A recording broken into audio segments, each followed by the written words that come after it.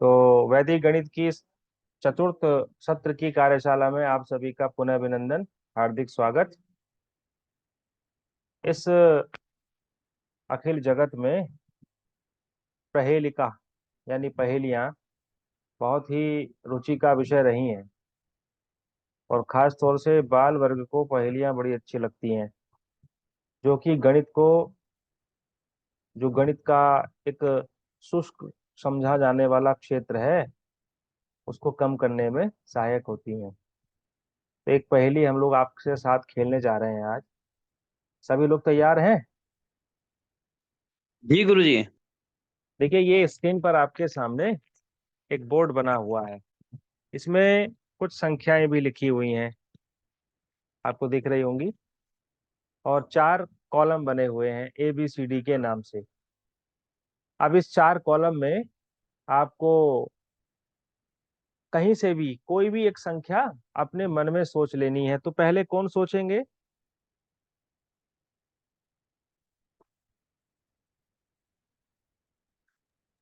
मैं पहले सोचू। मैंने साक्षी जी से शुरुआत कर लेते हैं।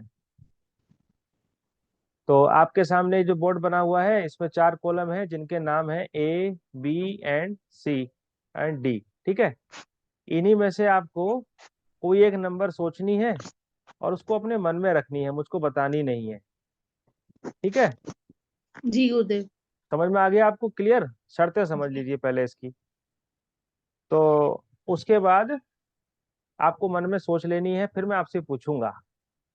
तो चलिए, इस पूरे बोर्ड में से कहीं से भी कोई एक नंबर अपने मन में आप सोचिए। सोच ली गुरुदेव। ठीक है, अब उसको आप बताइए कि जो कॉलम नंबर A है, ठीक है, कॉलम नंबर A में जो अंक लिखे हुए हैं, संख्याएं लिखी हुई हैं, उस वाले कॉलम में क्या वो नंबर है? जी गुरुदेव। क्या B वाले कॉलम में है? नहीं गुरुदेव। क्या C वाले कॉलम में है? नहीं गुरुदेव। क्या D वाले कॉलम में है? जी गुरुदेव। आपने 9 सोची है? हैं? जी गुरुदेव। हाँ। तो ये मैंने जहाँ बद्रीनाथ में गुफा है, वहां पर मैं गया था साधना करने के लिए, तो ये सिद्धि मैंने हासिल की वहां से। यद्यपि सिद्धि का कोई रोल नहीं है इसमें, जबरदस्त। केवल गणित का ही रोल है। आइए शुक्ल जी, आपके साथ खेल लेते हैं अब। तो आप भी अपने मन में कोई एक संख्या सोचिए। जी हो गया गुरुजी। ठीक है, बताइए, क्या वो A वाले कॉलम में है, नहीं गुरुजी। B में है, जी। C में है, जी।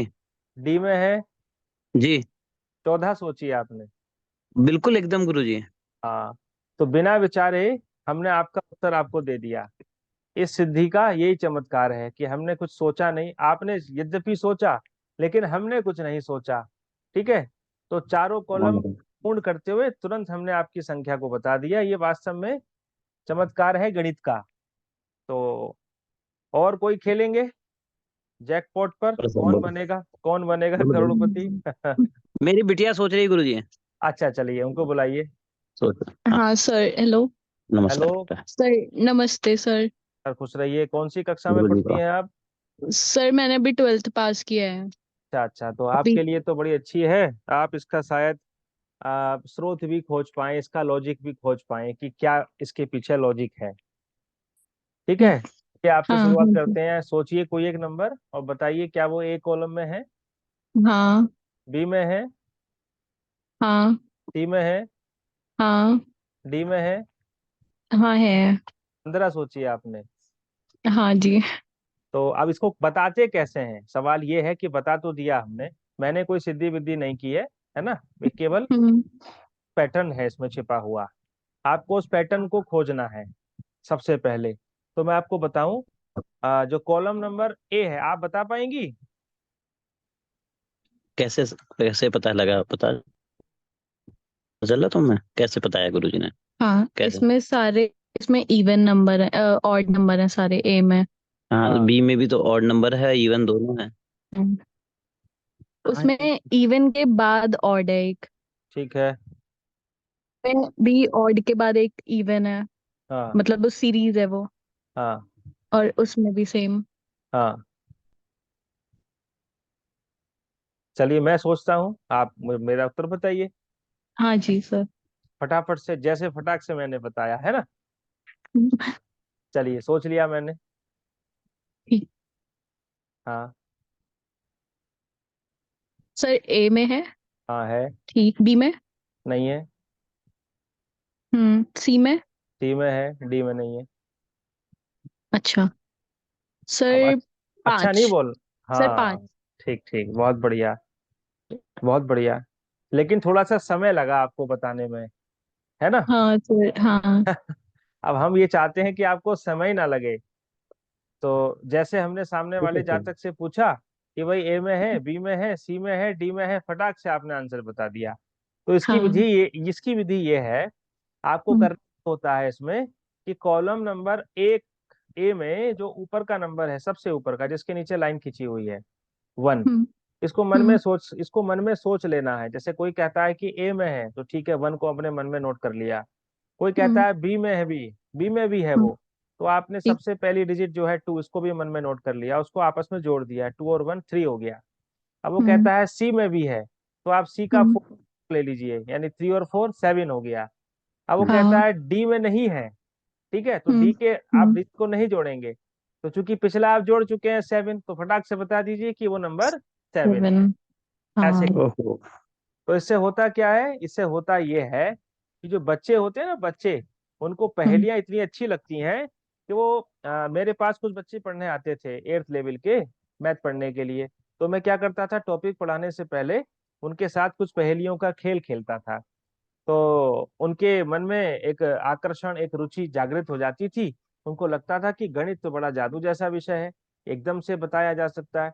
तो ऐसे करके मैं उनको पैटर्न की तरफ लेकर के चलता था कि देखो गणित में पैटर्न है, बहुत सारे पैटर्न है। पैटर्न का मतलब एक निश्चित संख्याओं के बाद में एक निश्चित प्रकार की पुनरावृत्ति हो रही है, इसी को पैटर्न कहा जाता है। जैसे कि जितनी भी आपकी अर्थमेटिक प्रोग्रेशन हम लोगों ने पढ़ी है मैथमेटिक्स में, है ना, आप तो 12th आपने किया है, हाँ। तो हाँ बहुत सर। सारी श्रेणियां हम लोगों ने पढ़ी हैं। तो वो सब क्या है, सब के सब एक तरीके का पैटर्न ही तो है। हम्म। तो आज हमारा जो विषय था वो पहेलियों के ऊपर था, और एक पहेली मैं आपके साथ में फिर से शेयर कर रहा हूँ। इसके प्रमाण हमारे ज्योतिष ग्रंथों में मिलते हैं, देव। यत्र तत्र बिखरे हुए हैं। देखिए ये श्लोक आपको दिख रहा होगा, सभी को स्पष्ट दिखाई दे रहा। जी गुरुजी। हाँ। तो ये इसमें लिखा है कि दंपत्ति पुत्र संयुक्तौ द्विगुणौ चैन्दु संयुतौ पंचग्नौ कन्यका युक्तौ पंचविंशति शौधतौ वामे पुत्रम विजानीयात दक्षिण कन्यकाम तथा। अब इस पहेली के द्वारा हम ये बता सकते हैं कि किसी भी व्यक्ति के पास में कितनी पुत्रियां हैं उसकी, और कितने उसके पुत्र हैं। देखिए अरे गज। राशन कार्ड देखेंगे, है ना, ना हम आपसे पूछेंगे, कुछ नहीं पूछेंगे, और हम आपसे एक संख्या लेंगे। उस संख्या के आधार पर हम आपको बता देंगे कि आपके घर में कितनी पुत्रियां हैं आपकी, और आपके कितने पुत्र हैं। तो पहले कहाँ से शुरुआत करें इसके लिए भाई। गुरुजी मेरे से ही कर दीजिए आज। आप कैसे शुरुआत कर दें, चलिए ठीक है। जी। आप तैयार हैं। जी गुरुजी। ठीक है। तो आपको करना क्या है, आपके जितने पुत्र हों जी। उसको 2 में जोड़ दीजिए। ठीक हो अपने गया गुरुजी। अपने मन में रखिए। जी। ठीक है। उसके बाद जी। जो आपको पुत्र की संख्या जोड़ करके जो आपको मिला, जी। उसका उसका दुगना कर दीजिए। जी। दुगना करके अब जो मिला उसमें हाँ फिर हाँ। आप 1 जोड़ दीजिए। ठीक हो गया। अब 1 जोड़ने के बाद जो मिला उसका 5 गुना कर दीजिए। ठीक हो गया गुरुजी। अब आपकी जितनी कन्याएं हैं, पुत्रियां हैं, वो संख्या उसमें और मिला दीजिए उस 5 गुने में। ठीक हो गया गुरुजी। अब जो आपको संख्या मिला करके आया उसमें जी। से 25 को घटा दीजिए। हम्म।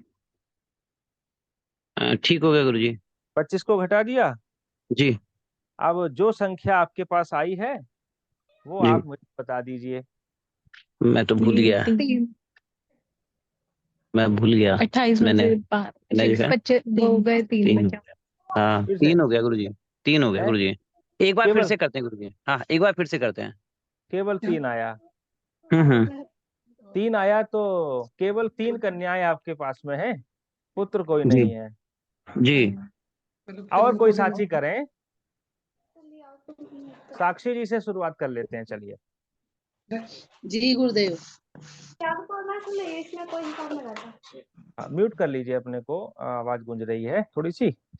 चलिए, आप 2 में जितने आपके पुत्र हैं वो संख्या जोड़ दीजिए, जी गुरुदेव। उसका दुगना कर दीजिए। अब जी गुरुदेव। दुगना करके जो आया उसमें 1 जोड़ दीजिए। जी गुरुदेव। 1 जोड़ने के बाद जो आपको संख्या मिली, अब उसमें आप उसका 5 गुना कर दीजिए। जी गुरुदेव। 5 गुना करने के बाद में जितनी आपकी बेटियां हैं वो संख्या मिला दीजिए। जोड़ू। हाँ, जी गुरुदेव। 5 गुना करने के बाद में जितनी बेटियां हैं वो संख्या जोड़ दीजिए।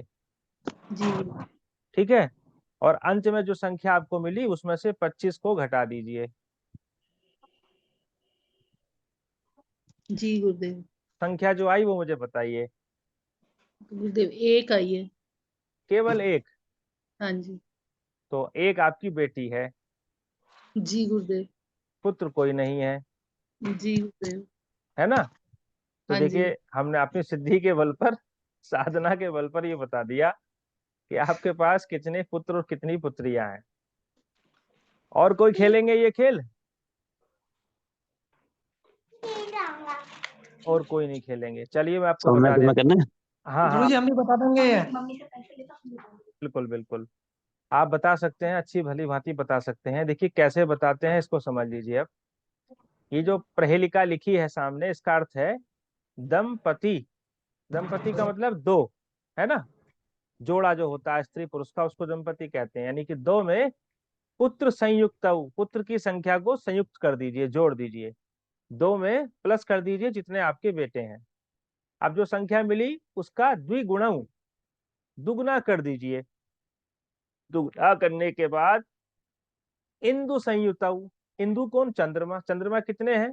चंद्रमा केवल 1 है, यानी कि 1 को जोड़ दीजिए। 1 जोड़ने के बाद पंचग्नव, 5 गुना कर दीजिए। 5 गुना करने के बाद कन्यका युक्त, जितनी कन्याएं हैं वो संख्या जोड़ दीजिए।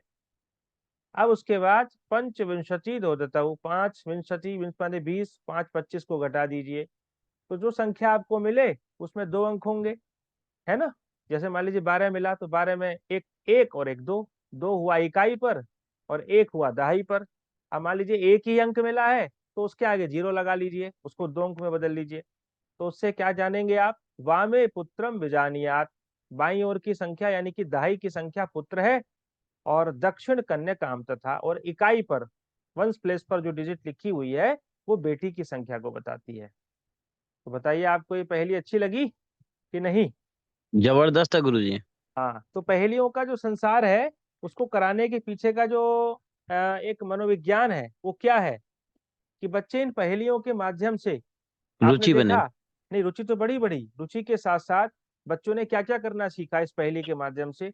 उसने गुणा करना जोड़ना जोड़ना, सब सीखा। हाँ जोड़ना, गुणा करना, और उसको घटाना, माइनस करना, भाग करना, ये सब चीजें सारी की सारी संक्रियाएं जो गणित की हैं वो बच्चा एक साथ अपने मनो मस्तिष्क में कर रहा है। तो उससे मस्तिष्क का विकास भी हो रहा है, उसका ब्रेन डेवलप हो रहा है। तो इस तरह से जो पहेलियां हैं वो रुचिकर तो होती हैं, और पहेलियों के करने के बाद में जब उत्तर को प्राप्त होता है, जब हमको परिणाम मिलता है, तो उससे एक प्रकार का मनोबल बढ़ता है, हमारा उत्साह बढ़ता है। तो जिन्होंने बहुत अच्छे लेवल पर मैथमेटिक्स को पढ़ा है, अच्छे स्तर पर पढ़ा है, उच्च स्तर पर पढ़ा है, लंबे समय तक हम किसी थ्योरम में फंसे हुए हैं और वो सॉल्व नहीं हो पा रही है, और अंततः पता चला ये 2 या 3 दिन के बाद कि हाँ, कि भाई वो अमुक एंगल उसके एंगल के बराबर था और वो साइड उसके साइड के बराबर थी, इसलिए ये दोनों ट्राइंगल आपस में ये हो गए। तो जब हमको थ्योरम मिल जाती है तो उसके बाद जो एक प्रकार का उत्साह हमको मिलता है ना, हमारा जो एक तरीके का जो विल पावर हमारी बढ़ जाती है, वाह, या हमने इसको खोज लिया। तो ये जो प्रवृत्ति है ये हमारा आत्मविश्वास बढ़ाती है, और हम आगे के नए टॉपिक को सीखने के लिए और अच्छी तरह से जो है वो तैयार हो जाते हैं। ठीक है, तो ये हमारा आज का सेशन था, इतना छोटा सा। और आर्यभट्ट के सिद्धांत ज्योतिष से लेकर के, गणित ज्योतिष से लेकर के, और वराहमिहिर के फलित ज्योतिष तक, और उत्तरोत्तर जो भी ग्रंथ लिखे गए हैं ज्योतिष के, उसमें जी सब गुरुजी। में गणित है, सब में गणित है उसमें। ठीक है, अब आपको एक छोटा सा गणित में आपको और बता देता हूँ, रोचक गणित है। यद्यपि मैं सोच रहा था कि अगले उसको मैं टर्न पर दूं तो ज्यादा बढ़िया रहेगा, क्योंकि संख्या भी इस बार कम है, तो मैं इसको आज यहीं पर बंद कर देता हूँ, है ना। बाकी लोगों का नुकसान हो जाए उससे अच्छा ठीक नहीं है। अगले जी सत्र गुरुजी। में लूंगा, उस समय ज्योतिष और गणित दोनों को जोड़ूंगा कि कितना बड़ा गणित है, और अभी तक बड़े से बड़े गणित के विद्वान प्रोफेसर लोग भी इसको नहीं जानते, इस तथ्य को कि ये जो विषय वस्तु है ये ज्योतिष से किस प्रकार जुड़ी हुई है।